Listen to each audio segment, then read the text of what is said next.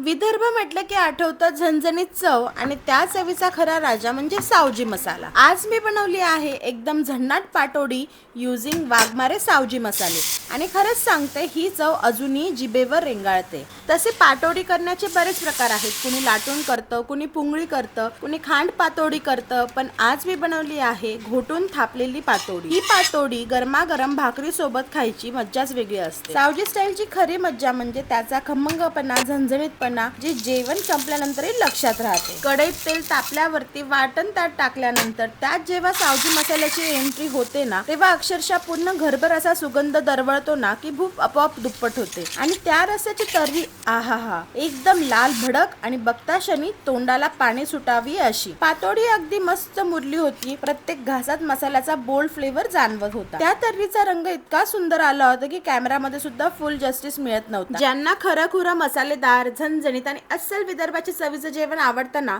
त्यांनी हा मसाला नक्की ट्राय करा।